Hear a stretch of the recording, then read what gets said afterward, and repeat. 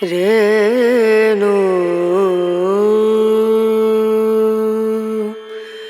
Rana Rana.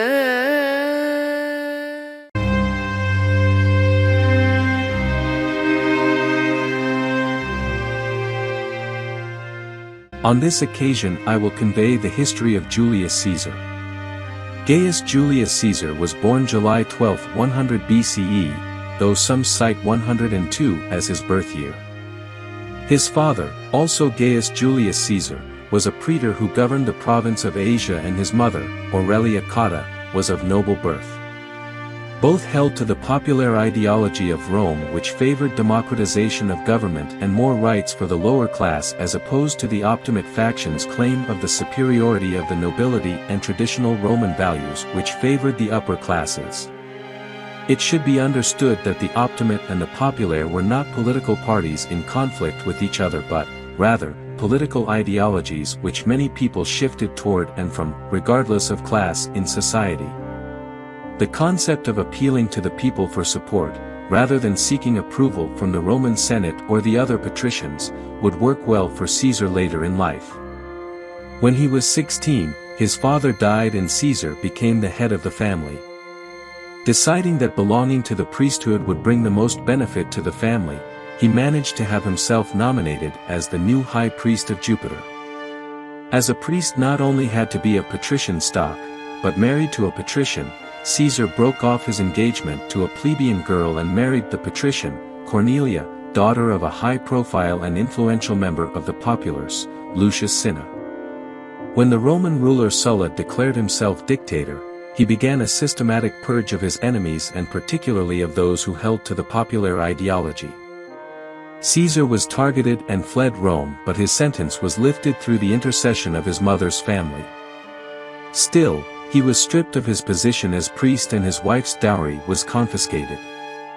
Left without means of supporting himself or his family, Caesar joined the army. He proved himself an effective soldier, even being awarded the civic crown for saving a life in battle, and was promoted to the staff of the military legate to Bithynia to secure a fleet of ships. In this, as in his time as a soldier, Caesar was successful and, when Sulla died, he decided to return to Rome and try his luck as an orator, a modern-day lawyer. In this, too, he proved a success and became well known as an eloquent speaker. In 75 BCE, while sailing to Greece, Caesar was kidnapped by pirates and held for ransom. In keeping with the high opinion he had of himself, it is said that when the pirates told him he would be ransomed for 20 talents, Caesar claimed he was worth at least 50.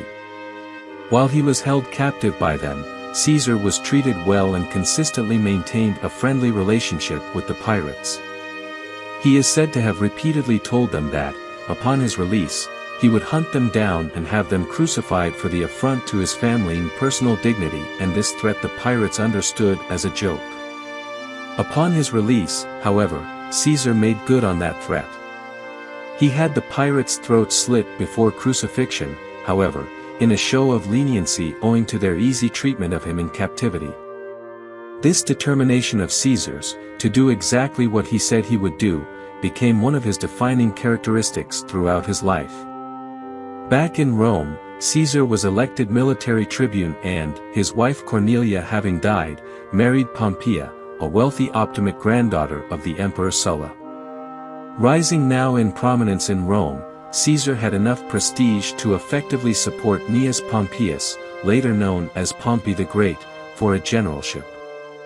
During this time he also became friends with the wealthiest man in Rome, Marcus Licinius Crassus.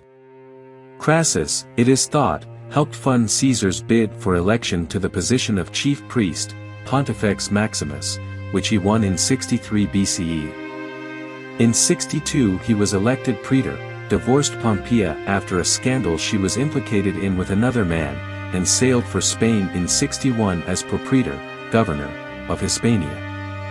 In Spain, Caesar defeated the warring rival tribes, brought stability to the region, and won the personal allegiance of his troops through his skill on the battlefield. He was awarded a consulship by the Senate. Returning to Rome with high honors, Caesar entered into a business/political agreement with Pompey and Crassus, in 60 BCE, dubbed the First Triumvirate by modern scholars and historians, though no one in ancient Rome used that term. Caesar married Calpurnia, the daughter of a wealthy and powerful popular senator, and married his daughter Julia to Pompey to further cement their arrangements. The three men together then effectively ruled Rome, Caesar as consul, by pushing through measures favored by Pompey or Crassus in the Senate. Caesar proposed legislation for reform of government, opposing optimate sentiment, and a redistribution of land to the poor, both long-held popular goals. His initiatives were supported by Crassus' wealth and Pompey's soldiers, thus solidly aligning the First Triumvirate with the popular faction. As long as Caesar was a public servant, he was safe from prosecution by his Optimate enemies for his legal indiscretions, but, once his consulship ended, he was sure to be indicted. Further, Caesar was deeply in debt, both financially and politically, to Crassus, and needed to raise both money and his prestige. Recognizing the wealth to be gained through conquest, Caesar left Rome with his legions and went to Gaul in 58 BCE. He defeated the tribes there just as he had done in Spain and secured the borders of the provinces. When the Germanic tribes seemed threatening to invade, Caesar built a bridge over the Rhine River, marched his legions across in a show of force, then marched them back and had the bridge dismantled. The Germans understood the message and never invaded. He defeated the tribes of the north and twice invaded Britain, Rome's first incursion into the British Isles. At the Battle of Alesia, in 52 BCE, Caesar defeated the Gallic leader Vercingetorix and completed the conquest of Gaul. He was now effectively the sovereign of the province of Gaul with all the attendant wealth at his disposal. Back in Rome, however, the First Triumvirate had disintegrated. Crassus was killed in battle against the Parthians in 54 BCE and, that same year, Julia died in childbirth. Without Caesar's daughter and his financial and political backer tying him to Pompey, the latter aligned himself with the Optimate faction in Rome which he had long favored. Pompey was now the sole military and political power in Rome and had the Senate declare Caesar's governorship of Gaul terminated and, further, ordered him to return to Rome as a private citizen. This would mean Caesar could be prosecuted for his actions when he was consul.